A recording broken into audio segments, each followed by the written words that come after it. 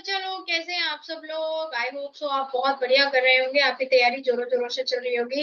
तो स्वागत है आपके क्लास में ऑडिट सेशन जो सीरीज चल रही है आपकी जनवरी 2025 के लिए। तो आज जो हम चैप्टर स्टार्ट करने वाले हैं वो चैप्टर स्टार्ट करने वाले हैं chapter number 3। Chapter number 3 of audit जो है risk assessment and the internal control. तो काफी लेंथी चैप्टर है क्योंकि इसके अंदर आपके कम से कम 3 से 4 एसेस कवर होंगे। और ये जो क्लासेस आएंगी वो पार्ट्स में आएंगी, तो मैं पहले बता रही हूँ आपके पास। तो यहाँ पे पहले स्टार्ट करते हैं कि इस चैप्टर के अंदर कंटेंट क्या क्या है, और उसके बाद देखेंगे कौन सा कंटेंट किस क्लास में कवर होगा।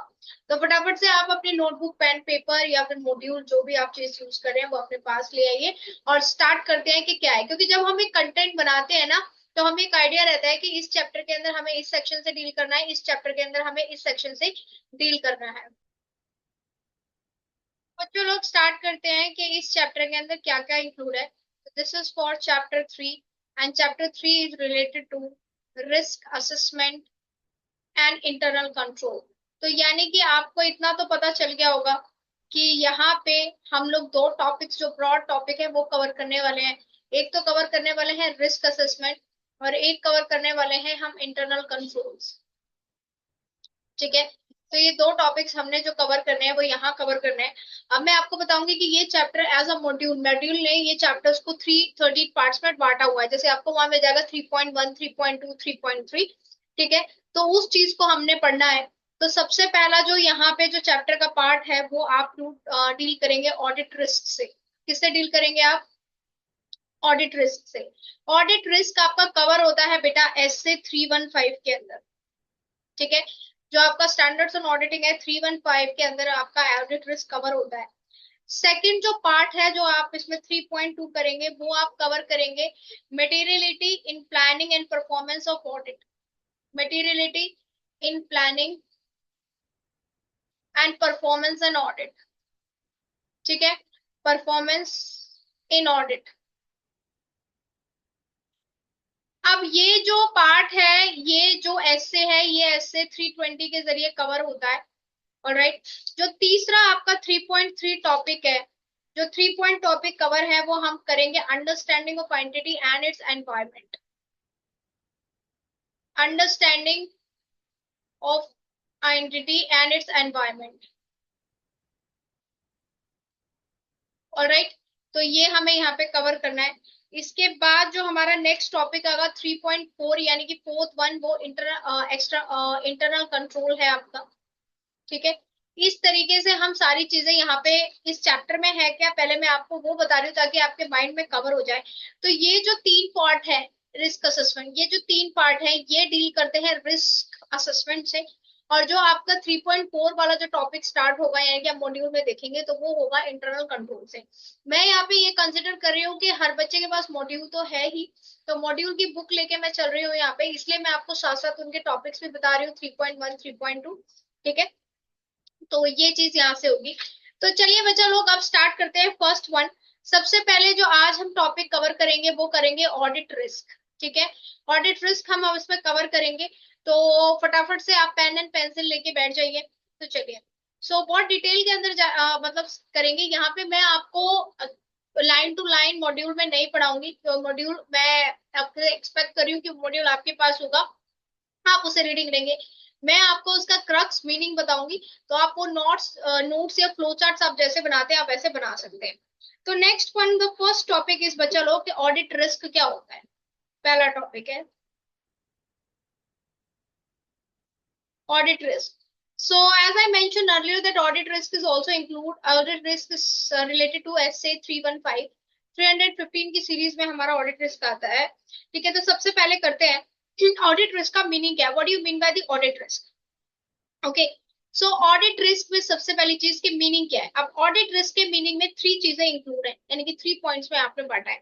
तो सबसे पहले फर्स्ट पॉइंट क्या होता है, audit risk is a risk.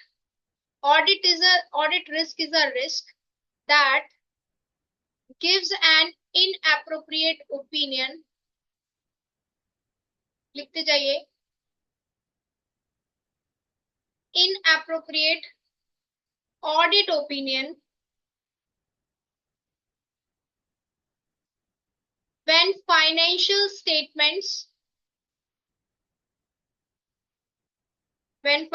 statements are materially misstated,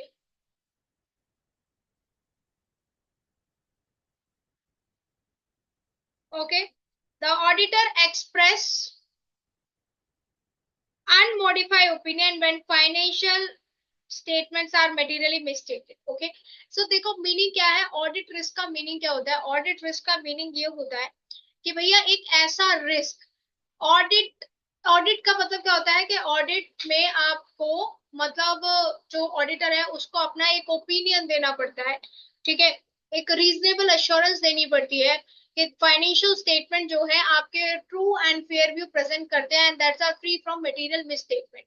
अब कई अब यहाँ पे बच्चा लोग, आपको यहाँ पे पता होना चाहिए कि madam what do you mean by the material मिसस्टेटेड। तो मटेरियल मिसस्टेटमेंट, मटेरियल का मतलब होता है हाईली इम्पैक्टफुल, ठीक है, और मिसस्टेटेड का मतलब होता है कि whatever information you as a management you present in the financial statement, it's not synchronizing with all those evidences or books of accounts, ठीक है।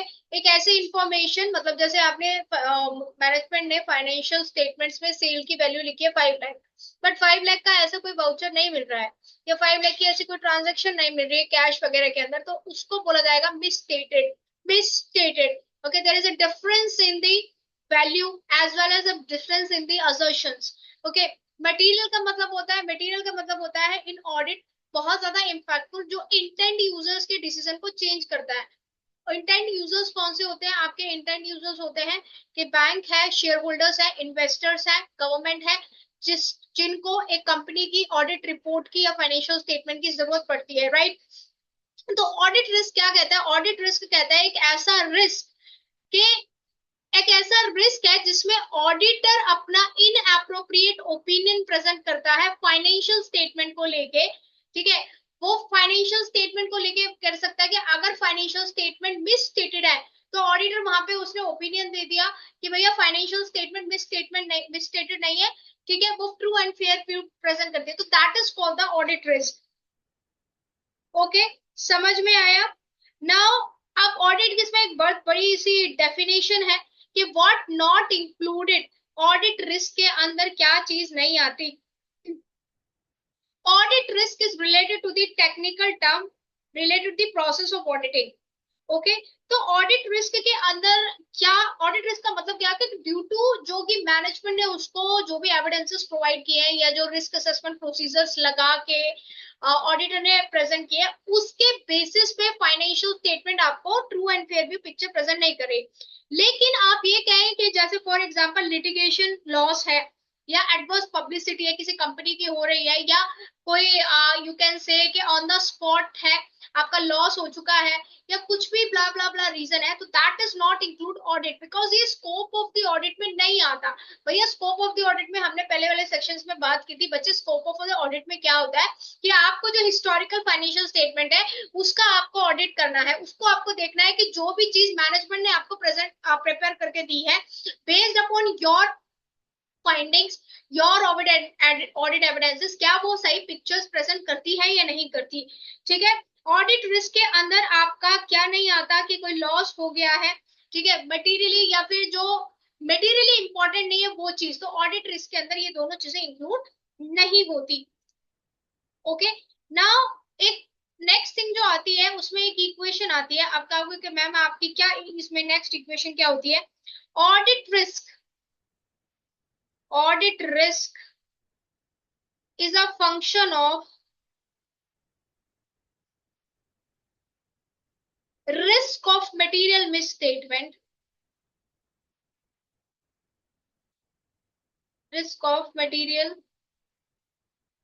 misstatement and deduction risk. बच्चा एक बात बताओ बच्चा लोग, एक ऑडिटर का काम क्या है? मैडम ऑडिटर का काम है सिग्नेचर करना। नालायक को जरा दो थप्पड़ अपने लगाना, बस होश में आओ, जागो जागो जागो। नालायको ऑडिट रिस्क ऑडिटर का काम क्या है? देखिए जो मैं हमें नालायको वर्ड यूज करी उसको अपने दिल में मत लेना, ये प्योरली एक प्यार है, सद्भावना है आपके लिए ताकि आप जागते रहें, ठीक है। अगर किसी को बुरा लगे तो भैया माफ कर देना, ठीक है। तो ऑडिट रिस्क का मतलब, ऑडिट रिस्क क्या है कि भैया मटेरियल मिस स्टेटमेंट था, मटेरियल मिसस्टेटमेंट था किसमें था? फाइनेंशियल स्टेटमेंट में। लेकिन ऑडिटर उसको 100% डिटेक्ट नहीं कर पाया। राइट। हमने इनहेरेंट लिमिटेशन में पढ़ा था कि ऑडिट के अंदर एक इनहेरेंट लिमिटेशन होती है ऑडिट रिस्क होने की। अब ऑडिटर है भैया, कोई इन्वेस्टिगेटर नहीं है, सीबीआई का कोई एजेंट नहीं है, रॉ का कोई एजेंट नहीं है कि तुम्हारी हर चीज को, एक एक चीज को कंपनी को देखेगा। वो जो उसको असर्शंस, उसको जो मतलब एविडेंसेस मिलेंगे उसके बेसिस पे ही अपना वो कंक्लूजन निकालता है। तो इसलिए बोला गया audit risk is a function of risk and the detection risk statement of financial statement. तो इतनी बात आपको समझ में आई? बच्चे कह रहे हैं हाँ मैडम आगे बढ़ो। लो बच्चा लो, आगे बढ़ते हैं। मैडम एक बहुत टाइम से एक टर्म हमें दुखी कर रही थी, क्या आप इतनी देर से एक ROMM कर रहे हैं? मैम आप क्या कर रहे हैं? ROMM। ROMM ये कौन सी भी नई टर्म है मैम? ऐसे मत बोलो मैडम, अगर ऐसे होता तो हम कॉम्पिटेटिव एग्जाम्स में हिस्सा ले लेते, हम सीए में क्यों लेते? अरे रुको बेटा, ROMM का मतलब होता है risk of material misstatement. Risk of material misstatement. अब मैम ये क्या है, ये भी आप हमें जरा एक्सप्लेन कर दो, हमारे बिल्कुल ऊपर से जा रहा है। तो रिस्क ऑफ मटेरियल मिसस्टेटमेंट की जो डिफाइन किया गया है बेटा, वो आपको इसका जो रेलेवेंस है वो मिलेगा आपको ऐसे 200 के बीच। ऐसे 200 आपका क्या बोलता है कि risk of material misstatement is the risk. बड़ी ध्यान से समझना। Risk of material misstatement is a risk that the financial statement, that the financial, हाँ जी, रिस्क ऑफ मटेरियल मिसस्टेटमेंट ऐसे 200 कहता है, risk of material misstatement is a risk that the financial statement are materially misstated prior to the audit। अगर रट के पढ़ोगे ना audit, तो इंटर तो जैसे तैसे निकाल लोगे, लेकिन फाइनल में दिक्कत आ जाएगी, इसलिए समझ के पढ़ना। ठीक है। अब जरा इस डेफिनेशन को समझो, इस डेफिनेशन को समझो क्या कि रिस्क ऑफ ऐसे 200 कहता है, स्टैंडर्ड ऑन 200 में ये जिक्र है, कहता है कि भैया risk of material miss statement एक ऐसा रिस्क होता है कि भैया आपकी फाइनेंशियल स्टेटमेंट बोले तो statement of income, statement of profit, statement of financial position, balance sheet, cash flow statement, ठीक है, पहले से ही मटेरियल मिस स्टेटमेंट थी ऑडिट से पहले। तो भैया जब ऑडिट से ही पहले उसके अंदर कुछ गड़बड़ थी या था, अब वो गड़बड़ फ्रॉड से भी हो सकती है, वो गड़बड़ टोटलिंग में भी हो सकती है, वो गड़बड़ ओमिशन में भी हो सकती है, जो हम एरर्स पढ़ते थे 11th 12th में, वो किसी से भी हो सकती है। तो उस गड़बड़ को या उस गड़बड़ होने के रिस्क को किसके अंदर, फाइनेंशियल स्टेटमेंट में क्या बोला जाता है? Risk of material misstatement. ठीक है, पहली बात तो मीनिंग समझ में आया? All right. अगर अब तक बिल्कुल क्लियर हो रहा है ना, दिमाग में कुछ चीजें सेट हो रही है, रट्टाबाजी नहीं करनी है कि dash dash dash English language में रट्टाबाजी करें, नहीं। Okay, if you are totally understand the concept, then like this thing, okay, like this class, okay, आप कमेंट भी कर सकते हैं, I will personally reply to all those comments. Okay, now next thing is बेटा कि risk of material misstatement, भैया financial statement का material misstated होने के दो लेवल होते हैं। क्या लेवल होते हैं मैडम? एक तो होता है ओवरऑल फाइनेंशियल स्टेटमेंट लेवल पे, ओवरऑल फाइनेंशियल स्टेटमेंट लेवल, ठीक है, ओवरऑल वो मटेरियल मिसस्टेटेड हो सकती है। या दूसरा क्या होता है, असर्शन लेवल्स पे। क्या होता है बेटा? असर्शन लेवल्स पे, ठीक है, असर्शन लेवल पे आपकी क्या हो सकती है, मिसस्टेटेड हो सकती है। ना पहले मैं आपको बताती हूँ इन दोनों लेवल के बारे में, एक क्लियर मैं आपको मतलब बता देती हूँ कि मिस स्टेटमेंट का मतलब क्या होता है। ठीक है, तो क्या बताएंगे मैम? आप बताने वाले हो कि मिस स्टेटमेंट का मतलब क्या है। तो बच्चों लोग, मिस स्टेटमेंट का मतलब है, मैंने आपको अभी हिंट भी दिया था कि डिफरेंस। मिस स्टेटमेंट का मतलब क्या होता है? Difference between amount, classification,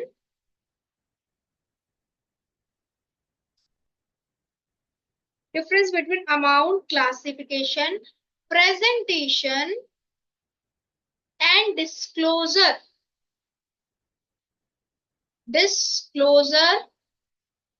of reported financial statement of reported financial statement. ठीक है भैया, जो in accordance as be compare with applicable FRF, applicable FRF. अब ये क्या है मैम एफआरएफ? बेटा एफआरएफ होता है फाइनेंशियल रिपोर्टिंग फ्रेमवर्क। भैया आपका फाइनेंशियल रिपोर्टिंग फ्रेमवर्क क्या कहता है? अगर आप प्रॉफिट ऑर्गेनाइजेशन की बैलेंस शीट या फिर स्टेटमेंट ऑफ इनकम बनाना है तो आप किससे बनाएंगे? आप शेड्यूल 6 के हिसाब से बनाएंगे, प्रॉफिट एंड लॉस अकाउंट और बैलेंस शीट। अगर आप बैंकिंग कंपनी का कर रहे हैं तो बैंकिंग रेगुलेशन एक्ट के हिसाब से आपको शेड्यूल से बैलेंस शीट बनाने पड़ते हैं बैंक्स के। तो वो होता है रिक्वायर्ड एफआरएफ। लेकिन मिस स्टेटमेंट का मतलब होता है कि आपने एज अ मैनेजमेंट, आपने मतलब मैं यहाँ बात कर रही हूँ मैनेजमेंट ने जो फाइनेंशियल स्टेटमेंट रिपोर्ट करके भेजी है, बना के भेजी है, ठीक है, और एज उसको फाइनेंशियल रिपोर्टिंग फ्रेमवर्क में जो बनानी चाहिए थी, यानी जो उसको प्रेजेंटेशन करना चाहिए था, जो डिस्क्लोजर करना चाहिए थे, जो अकाउंटिंग स्टैंडर्ड फॉलो करने चाहिए थे, कन्वेंशन प्रिंसिपल, आईएफआरएस, गैप, सब चीजों का फॉलो करना पड़ता था, या इवन डिस्क्लोजर, वो एज पर दी रिपोर्टेड, एज पर दी एफआरएफ नहीं है। तो डिफरेंस आ गया। उसी डिफरेंस को बोला जाता है मटेरियल मिसस्टेटमेंट। और इसी डिफरेंस को देखेगा ऑडिटर। क्यों? क्योंकि भैया तुम लोग यानी कि ऑडिटर, आप लोगों को माना जाता है कि आप लोगों को पूरे अकाउंटिंग प्रिंसिपल्स की नॉलेज है, आपको टैक्सेशन की नॉलेज है, आपको लॉ के प्रोविजंस की नॉलेज है, आप एक कंप्लीट पैकेज हो। तो अगर डिफरेंस आ रहा है उसको बोला जाता है आपका क्या? Risk of material misstatement. ठीक है। अब मैम अजर्शन लेवल क्या होता है? बेटा अजर्शन लेवल होता है कि जिस बेसिस पे आपने सेल्स की ट्रांजैक्शन, सेल्स का लिखा है, वो कौन सा मैनेजमेंट ने कौन सा बिलीफ यूज किया। बिलीफ का मतलब है किस वाउचर से लिखा है, अब कोई ट्रांजैक्शन एंट्री हुई है या नहीं, राइट? ओके। तो रिस्क ऑफ मटेरियल मिसस्टेटमेंट होने के दो लेवल्स होते हैं। एक होता है ओवरऑल फाइनेंशियल स्टेटमेंट लेवल, यानी कि ग्रॉस प्रॉफिट में डिफरेंस आ रहा है, यानी कि net profit as per accordingly नहीं शो है, डिस्क्लोजर अकॉर्डिंग, यानी ओवरऑल कैश फ्लो स्टेटमेंट में कुछ ना कुछ गड़बड़ हुई है, ठीक है, उसका बैलेंस मिसमैच हो रहा है या बैलेंस शीट का टोटल मैच नहीं हो रहा। ये है ओवरऑल फाइनेंशियल स्टेटमेंट लेवल, यानी cash book, passbook, statement of bank, ये सब मैच मिसमैच है। एक होता है असर्शन लेवल कि बाकी सब ठीक है, लेकिन जैसे कि आपने देखा है कि फॉर एग्जांपल असर्शन लेवल का बता रही हूँ कि असर्शन लेवल ने, कंपनी ने बोला है कि टर्नओवर उनका जो करंट रेशियो है वो 2:1 आ रहा है, लेकिन when you see on the balance sheet तो इट्स नॉट 2:1, 2:1 रिफ्लेक्ट ही नहीं हो रहा है। इट मीन्स कि पूरे गड़बड़, पूरी बैलेंस शीट में या पूरे प्रॉफिट एंड लॉस अकाउंट में मिस स्टेटमेंट नहीं है। Where is the wrong thing, where is wrong perception? तो रॉन्ग परसेप्शन क्या है कि either in the calculation of the current asset और इन द करंट लाइबिलिटी, और some mistakes are there, राइट? So that is for the assertion level. तो आप कह सकते हैं ओवरऑल मतलब कि होल लेवल पे कुछ ना कुछ गड़बड़ है, और अगर होल लेवल पे नहीं है तो एक पर्टिकुलरली पॉइंट पे गड़बड़ है, सेल्स में गड़बड़ है, करंट एसेट पे। तो मी स्टेटमेंट का समझ में आ गया। ओके।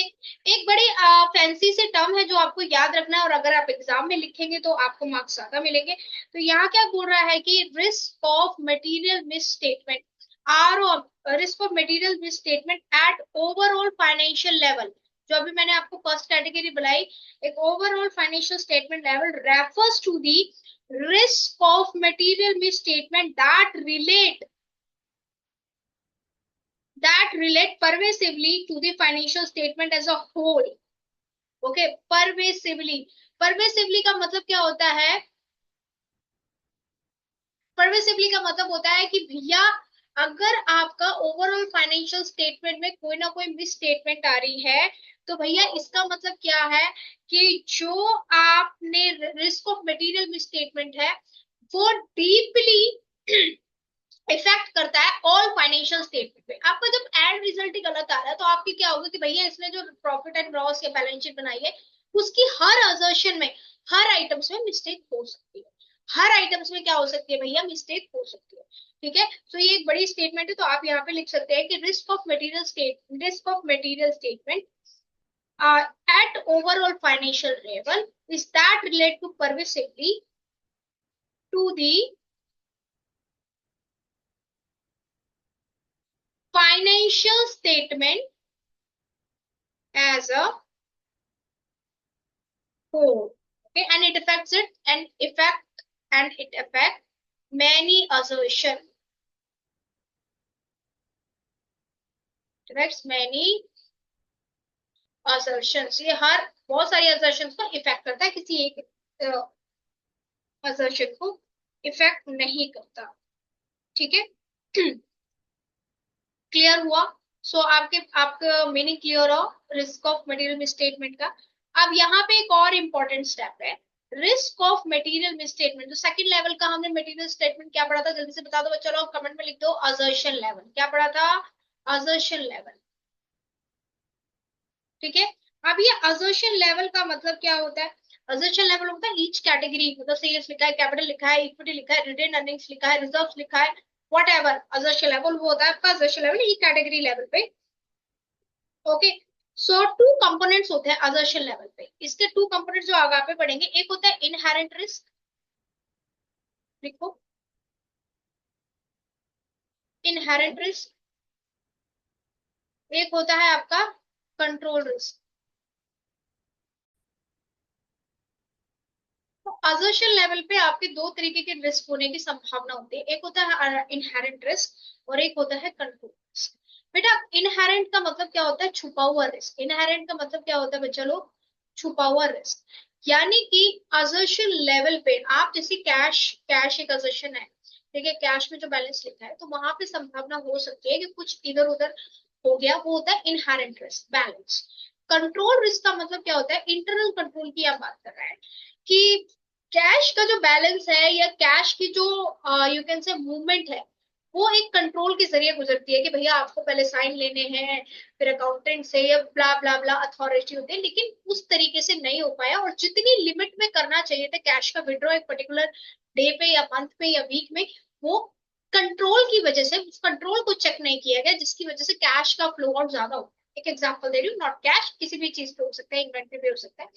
तो ऐसी चीज, ऐसा रिस्क क्या होता है कि कंट्रोल रिस्क, यानी कि एक असर्शन को कंट्रोल करने के लिए इंटरनल कंट्रोल सिस्टम बनाया गया। अब इंटरनल कंट्रोल सिस्टम क्या होता है बेटा? इंटरनल कंट्रोल सिस्टम होता है policies, a set of policies, safeguard procedures, जो कि आपके एसेट्स को सेफगार्ड करता है।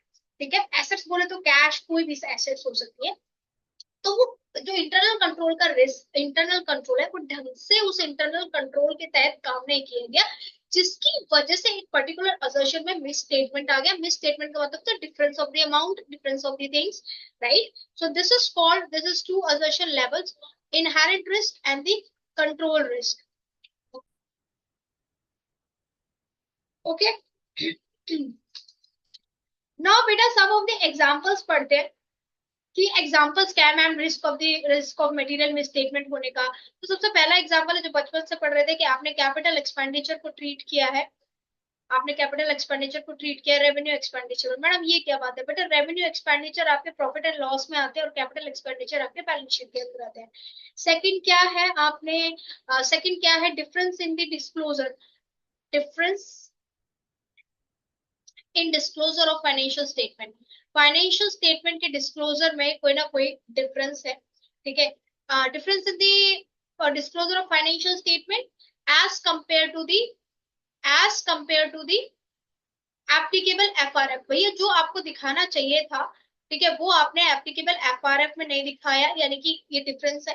तीसरा क्या है? सेक्शन एप्लीकेशंस, जो अकाउंटिंग पॉलिसीज या एसेज अकाउंटिंग स्टैंडर्ड्स फॉलो होते हैं, वो auditing standards, accounting sorry accounting standards follow होते हैं, वो आपने मतलब सिलेक्शन में गलती कर दी, ठीक है, या फिर डिफरेंस इन ओपिनियन है। तीसरा क्या है? Intentional bookings of fake expenses. Intentional booking, कई बार अपने प्रॉफिट को कम दिखाने के लिए intentional bookings of fake expenses करते हैं। इंटेंशन, तो ये कुछ एग्जांपल आपके शेड्यूल में गिवन है, ठीक है।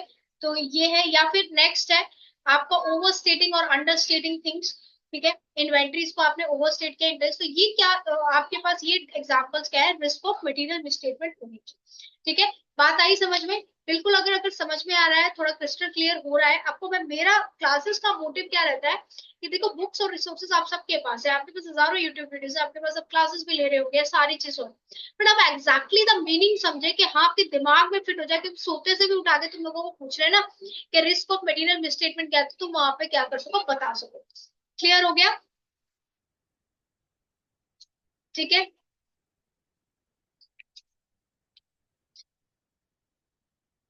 नेक्स्ट, आप जो नेक्स्ट टॉपिक कर रहे हैं वो हम स्टार्ट कर रहे हैं, components of risk of material misstatement.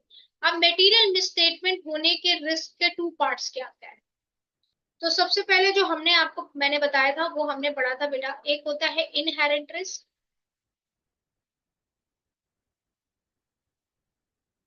एक होता है आपका कंट्रोल रिस्क, अभी हम तीनों पढ़ेंगे, और एक जो आपका होता है वो होता है डिटेक्शन रिस्क। ये कंपोनेंट्स होते हैं ऑडिट रिस्क के, तो आप इसको बोल सकते हैं components of audit risk.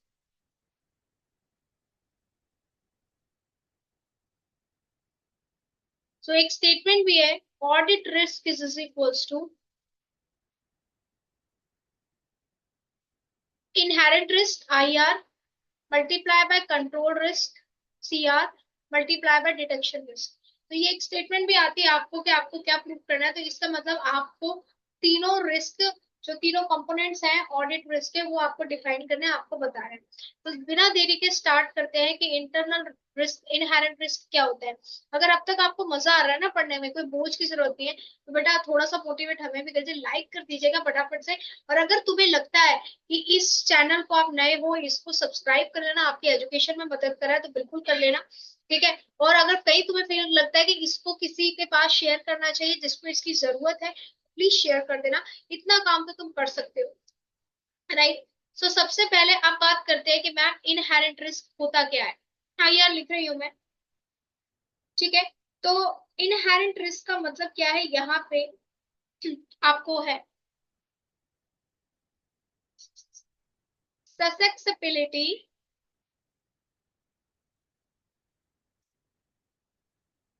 Of an assertion, ये मॉड्यूल की वर्ड मैं यूज कर रही हूँ, about class of transaction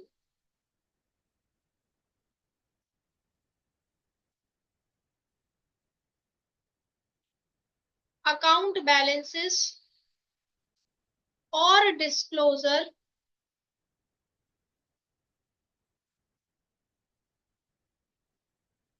to a misstatement that could be material,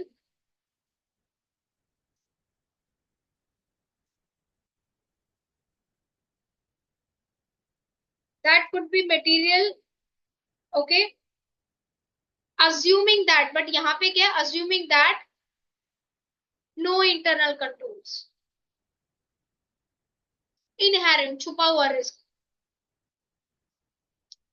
internal control. अब मैं आपको हमेशा एग्जांपल देती हूँ कि अगर आप कह रहे हैं कि हम लोग CA 100% क्रैक कर देंगे या इंटर का, तो हमेशा एक इनहेरेंट रिस्क होता है, छुपा हुआ रिस्क होता है कि आपकी प्रिपरेशन है, व्हाट इफ कि आप वहां पे नर्वस हो जाए। बच्चे कह रहे हैं मैडम ऐसा तो मत बोलो, बट रियलिटी है इस तरीके से होता है, व्हाट इफ कि आप वहां पे ब्लैकआउट हो जाए, बिल्कुल आपको समझ में ना आए, व्हाट इफ प्ला प्ला रीजन होता है, तो वो इनहेरेंट रिस्क छुपा हुआ रिस्क है। कंडीशन ऐसे ही आपके ऑडिट के अंदर है। ये ससेप्टिबिलिटी का मतलब क्या होता है कि भैया होने के चांसेस, शक होने के चांसेस कि आपकी क्लास ऑफ ट्रांजेक्शन्स या अकाउंट बैलेंस या डिस्क्लोजर मिस स्टेटमेंट है, लेकिन internal control are not present. Okay, internal control की वहां पे कोई बात ही नहीं होती, मतलब ये माना जाता है कि भैया इससे इसको समझो, तैयारी बिल्कुल बढ़िया थी, इंटरनल कंट्रोल प्रेजेंट नहीं थे, ये तैयारी की बात है, लेकिन आप वहां पे नर्वस हो गए, आपकी तबीयत खराब हुई, वॉट एवर समझ में नहीं आया, तो that is called internal risk. Okay, inherent risk. Okay, समझ में आया कि इंटरेंट रिस्क का मतलब क्या होता है? बच्चे कह रहे हैं हाँ, बता जरूर देना। इनहेरेंट रिस्क का सेकंड पॉइंट है, लिखिए, आईआर लिख रही हूँ मैं इनहेरेंट रिस्क को। Inherent risk are higher for some assertion level. Okay, inherent risk higher होता है complex nature of transaction, complex nature of transactions की जो कॉम्प्लेक्स नेचर ऑफ ट्रांजेक्शन्स होता है, ठीक है, उस पे जो इनहेरेंट रिस्क होता है वो हायर होता है, ठीक है। ये आपको ये कॉम्प्लेक्स, जिसके अंदर कॉम्प्लिकेशंस होती है, कॉम्प्लेक्स कैलकुलेशंस होती है, आधा कैश आधा क्रेडिट, समझ रहे हैं आप? तो यहाँ पे कॉम्प्लेक्स ट्रांजेक्शन में नेक्स्ट क्या है, it is important to consider reason. Now auditor के लिए बहुत ज्यादा इंपॉर्टेंट है टू कंसीडर द रीजन कि इनहेरेंट रिस्क आपका प्रेजेंट क्यों है आपकी क्लास ऑफ ट्रांजेक्शन में, मतलब एक क्लाइंट की क्लास ऑफ ट्रांजेक्शन में या क्लाइंट के अकाउंट बैलेंस में इनहेरेंट रिस्क प्रेजेंट क्यों है, and you have to, okay, you have to talk or you have to communicate this reason. You have to communicate this reason, okay, to the management, to the those charged with governance, okay. And auditor has to design test of control and substantial procedures. So भैया auditor को सबसे पहली बात क्या है कि inherent risk होने का रीजन पता होना चाहिए। अगर रीजन पता है तो ही should communicate to those charge with governance as well as the management. along with that he has to design the test of control कि भैया अगर इनहेरेंट रिस्क है तो पहले मैं कंट्रोल को चेक करता हूँ कि इंटरनल कंट्रोल कैसे है, क्योंकि हमने अज्यूम किया था कि अगर आपका इनहेरेंट रिस्क है तो उस पर कोई कंट्रोल प्रेजेंट नहीं है, तो कंट्रोल प्रेजेंट नहीं है तो ही has to test the control why the control is not presented on that particular thing plus substantial procedure. आगे पढ़ेंगे दोनों चीज। तो इनहेरेंट रिस्क का मतलब समझ आया। अब बहुत इंपॉर्टेंट है कि इनहेरेंट रिस्क के मैम एग्जांपल्स क्या होते हैं। बेटा इनहेरेंट रिस्क के एग्जांपल्स क्या होते हैं, ओके, कि आपकी जो कॉम्प्लेक्स ट्रांजेक्शन्स है उसमें मैनेजर ने कुछ मिसअंडरस्टूड किया है कि हाउ टू शो द और how to post this complex transaction. Second जो आपका क्या है इनहेरेंट रिस्क का मतलब इनहेरेंट रिस्क है, जैसे एक और एग्जांपल मैं देती हूँ कि कोई कंटिजेंट चीजें हैं, कंटिजेंट लायबिलिटी है, तो उसमें कहीं ना कहीं इनहेरेंट रिस्क होता है जो किसी भी मैनेजमेंट या सीए चार्टर्ड अकाउंटेंट जो while reporting of the financial statement that could prevail. Okay, तो ये था इनहेरेंट रिस्क के एग्जांपल्स और इनहेरेंट रिस्क। नेक्स्ट हम बात करते हैं कंट्रोल रिस्क। बेटा कंट्रोल रिस्क का मतलब क्या होता है, आइए। तो कंट्रोल रिस्क का मतलब सेम, मैं उसी डेफिनेशन पे जाऊंगी, risk of misstatement that could occur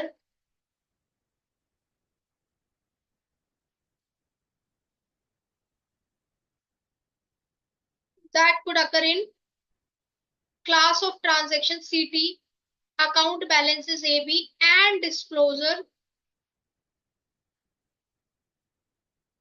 अब यहाँ पे मैं आपको डिफरेंस बता रही हूँ अगर कंफ्यूज है। इनहेरेंट रिस्क में क्या था कि इन चीजों में रिस्क ऑफ मटेरियल मिसस्टेटमेंट हो सकता है, लेकिन किसकी वजह से कि भैया वो एफआरएफ के तहत नहीं बनाई गई, ठीक है, कोई ना कोई, और assuming that internal control present नहीं थे। लेकिन यहाँ पे क्या है, risk of material misstatement, material misstatement होने के चांसेस है किसमें, क्लास ऑफ ट्रांजैक्शन में, अकाउंट बैलेंसेस में और डिस्क्लोजर में। Okay, because they are not prevented, because they are not prevented, detected and corrected on timely basis by internal control system of organization, because they are not prevented, detected, PDC, detected and controlled by internal control system of entity. ठीक है, तो भैया जो entity organisation का internal control system है उस risk को ना तो प्रिवेंट किया गया, ना डिटेक्ट करा गया, ना कंट्रोल किया गया, उससे होने वाले रिस्क को बोला जाता है कंट्रोल रिस्क। उसकी वजह से मिसस्टेटमेंट हुई। एग्जांपल इसका सबसे बढ़िया है कि भैया आपने इंटरनल कंट्रोल बना रखा है कि एक अकाउंटेंट एक दिन में 25,000 का कैश दे सकता है, लेकिन एक ट्रांजेक्शन में एक डे पे एज एन ऑडिटर आपने देखा कि 50,000 कैश में गया है, तो what is the wrong, what's wrong with that, the wrong with that is the system of internal control. कि जब एक ऑर्गेनाइजेशन आपका इंटरनल कंट्रोल सिस्टम परमिट कर रहा है कि एक दिन में 25,000 से ज्यादा की आप कैश ट्रांजेक्शन नहीं कर सकते, तो हाउ ये 50,000 की ट्रांजेक्शन प्रूफ हो गई है, क्या इंटरनल कंट्रोल सिस्टम है क्या, ना तो इसको प्रिवेंट किया गया, ना अच्छे से चेक किया गया, ना देखा गया, ना अथॉरिटी दी गई कि एक दिन में 50,000 का आप कैश का बैलेंस दे सकते हैं। तो that is called the control risk. Okay, और वो भी टाइमली मैनर पे। तो एग्जाम्पल तो मैंने सबसे पहले आपको कैश का दिया है। दूसरा एग्जाम्पल क्या है, ये जो एंटिटी में आग लग गई तो फायर एक्सटिंग्विशर टाइम पे वर्क कर रहे थे, जैसे कि अभी आपने देखा था अभी ये कुछ दिन पहले अगर आप न्यूज में थे कि ये जो दिल्ली के राजेंद्र नगर के अंदर मतलब जो कॉम्पिटेटिव एग्जाम जो आपके आईएएस के एग्जाम होते हैं उसमें कुछ बच्चे मतलब जो गोडाउन है जो भी बेसमेंट है उसमें क्लासेस चल रही थी, पानी भरने की वजह से उन बच्चों का देहांत हो गया। तो that is comes in the internal control system कि भैया वो इंटरनल कंट्रोल सिस्टम कैसा था कि बेसमेंट में क्लासेस आपकी प्रोवाइड नहीं है। अब कई बच्चे बोलेंगे मैडम दिल्ली के अंदर तो मोस्टली जो हमारी क्लासेस होती है बेसमेंट के अंदर, तो बेटा बहुत सी क्लासेस बैन हो चुकी हैं, लेकिन बेसमेंट में आप कोई भी क्लासेस कंडक्ट नहीं कर सकते for reason being for the student मतलब प्रोटेक्शन, स्टूडेंट्स के वेलफेयर के लिए। तो ये थी आपकी इंटरनल कंट्रोल। क्यों हुआ? क्योंकि उस जो डैश आपका क्लासेस था आईएएस का, उसका इंटरनल कंट्रोल वीक सिस्टम था कि भैया बारिश के टाइम पे भी, और आपको पता है कि दिल्ली जैसे कंजेस्टेड एरिया के अंदर वहां पे पानी जब भर जाता है मैनहोल्स वगैरह इसके जरिए बेसमेंट में, और स्टूडेंट के पास जाने का कोई रास्ता नहीं था, तो उनका इंटरनल सिस्टम बेस्ड होने की वजह से भैया ये कांड हुआ। तो सिमिलरली एक ऑर्गेनाइजेशन है कि फायर एक्सटिंग्विशर लगा रखे, स्मोक डिटेक्टर लगा सकते हैं, लेकिन ऐसी कोई वारदात होती है तो क्या भैया उन चीजों का टाइमली बेस चेक किया गया था? अब वो टाइमली बेस चेक करने में किसकी ड्यूटी आती है? इंटरनल कंट्रोल जो कि आपका ऑर्गेनाइजेशन का है वो चेक करता है, राइट। नेक्स्ट वन आता है आपका डिटेक्शन रिस्क, जो तीसरा होता है डिटेक्शन, खोज निकालने का रिस्क। तो भाई डिटेक्शन रिस्क क्या बोलता है? डिटेक्शन रिस्क अब ऑडिटर पे आता है। Detection risk, risk that procedure performed by the auditor fails to detect the material misstatement performed by the auditor fails to detect material misstatement।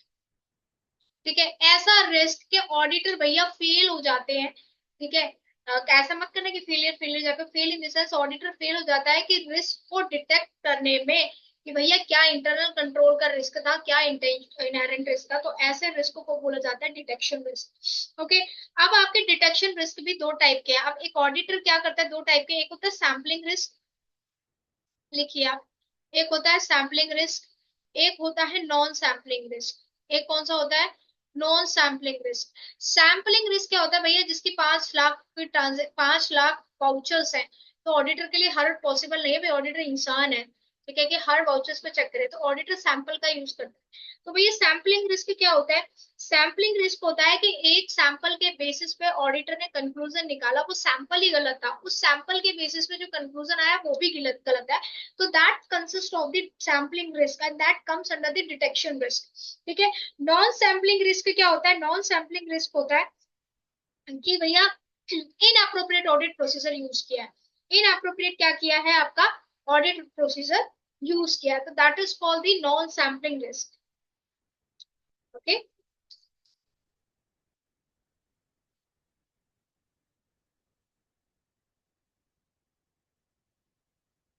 Alright, ठीक है। अगर मैं बात करूं तो यहाँ पे आपको एक चार्ट मिलेगा, वो चार्ट कैसे मिलेगा आपको? वो आपको मिलेगा कि जो ऑडिट रिस्क होती है that comprise of risk of material misstatement into detection risk. ठीक है, अगर मैं इसको करूं तो रिस्क ऑफ मटेरियल मिसस्टेटमेंट के दो कंपोनेंट होते हैं, इनहेरेंट रिस्क और कंट्रोल रिस्क, और डिटेक्शन रिस्क के दो कंपोनेंट है, सैम्पलिंग रिस्क और नॉन सैम्पलिंग रिस्क। ठीक है, तो कई बार आप इसमें कंफ्यूज मत होना, ऑडिट रिस्क का मतलब क्या होता है? Inherent risk into control risk into sampling risk into non sampling risk. तो ये इसका एक क्या होता है, इक्वेशन सी है, जो कई बार इंस्टीट्यूट आपको क्या कर देता है, कंफ्यूज कर देता है। तो इसमें कंफ्यूज होने की जरूरत नहीं है, तो ये चीज आपको ध्यान में रखनी है कि किस तरीके से क्लियर होगा, ठीक है, करना है। तो अभी तक हमने क्या पढ़ा? अभी तक हमने पढ़ा कि ऑडिट रिस्क क्या होता है, अभी तक हमने पढ़ा control risk, risk of material misstatement risk, ये सारे रिस्क क्या होते हैं। ठीक है, सो अब आपका पढ़ते हैं now assessment of the risk. अब मैम रिस्क को असेस कैसे करें? तो रिस्क को असेस करने के लिए it's a matter of professional judgement. ये प्रोफेशनल जजमेंट का कोई हाइड एंड फाइंड नहीं है कि भैया ये कैटेगरी प्रूफ करनी है, नहीं, अलग ऑर्गेनाइजेशन अलग ऑफ ऑडिट रिस्क, अलग अलग of detection risk and control risk. Okay, clear हुआ? जो मैंने आपको इक्वेशन बताई थी अभी कुछ समय पहले, वो इक्वेशन थी combined assessment of risk of material misstatement. तो risk of material misstatement, audit risk, तो वो सारी इक्वेशन आपको ध्यान रखनी है। तो आज हमने कवर किया ऑडिट रिस्क के अंदर। ठीक है, अब हम जो ऑडिट रिस्क के अंदर हमने कवर किया है, तो ये था आपका फर्स्ट सेशन। मैं इंटेंशनली आपकी कुछ कुछ एक एक घंटे की सीरीज की क्लास रहती हूँ, ताकि आप लोगों को तो ऊपर ज्यादा बोझ ना लगे। ठीक है, तो जल्दी से फटाफट से अगर आपको आज का टॉपिक समझ आया हुआ है तो बहुत अच्छी बात है। मतलब आप मुझे जरूर बताना कि आपको कैसा लगा, कमेंट डाउन करके, क्योंकि थोड़ा बहुत हमें भी मोटिवेशन है। आपको सजेशन देना चाहते हैं तो please, most welcome, our team will work on that. Okay, so कल मिलते हैं, आपकी नेक्स्ट क्लास कल आएगी, जो कंटिन्यू करेंगे इससे। और जो नेक्स्ट टॉपिक होगा, जो जो नेक्स्ट है, वो मैं आपको कवर करूंगी इसके अंदर, ऐसे 315 जो इसी का पार्ट है। आप मॉड्यूल में देखेंगे तो ऐसे 315 इसी का पार्ट है, यानी कि सेकंड टॉपिक है इसका। तो मिलते हैं बच्चा लोग कल, जब तक ये स्वस्थ रहिए, ख्याल रखिए अपना। Bye bye, take care.